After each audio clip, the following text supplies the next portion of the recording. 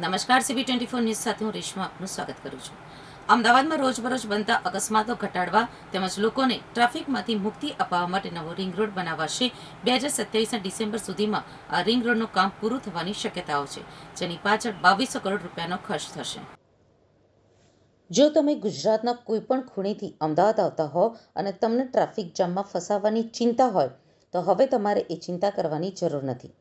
અમદાવાદમાં રોજબરોજ બનતા અકસ્માતો ઘટાડવા તેમજ લોકોને ટ્રાફિકમાંથી મુક્તિ અપાવવા માટે નવો રિંગ રોડ બનાવાશે.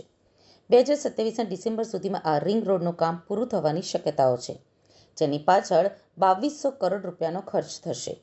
હાલમાં અમદાવાદમાં રિંગ રોડના ત્રીજા અને આખરી તબક્કાનું કામ શરૂ કરાયું છે, જેમાં વિવિધ પ્રકારની સુવિધાઓ હશે. નાગરિકોને ટ્રાફિકના ભારણમાંથી મુક્તિ મળે તે પ્રકારનું આયોજન કરાયું છે. રોજ અહીંથી પસાર થઈ રહેલા 1 લાખ વાહનોની સુરક્ષાનું પણ ધ્યાન રખાયું છે. નવા રિંગ રોડ બનાવવાથી અનેક ગામડાઓનો વિકાસ થશે. 300 ફૂટનો આઉટડોર રિંગ રોડ બનાવવા માટે ઔડાએ તેની નવી 10 વર્ષીય વિકાસ યોજનામાં પ્રસ્તાવ મૂક્યો છે.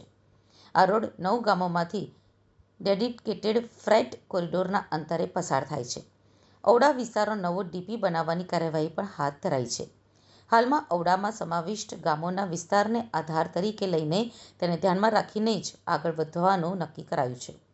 ઔડાના સત્તાવાર સૂત્રો જણાવે છે કે નવો રિંગ રોડ બનાવવા માટે જમીન સંપાદન કરવાની જરૂર નહીં પડે, કેમ કે નવા આઉટડોર રિંગ રોડનો પ્લાન બની ગયા બાદ આ વિસ્તારોમાં ટીપી મૂકી દેવાશે, જેથી ઔડાને ટીપીની કપાતમાં તમામ જગ્યાએથી 40% જમીન આપોઆપ મળી રહેશે, જેથી જમીનના સંપાદનનો અબજો રૂપિયાનો ખર્ચ પણ નહીં કરવો પડે.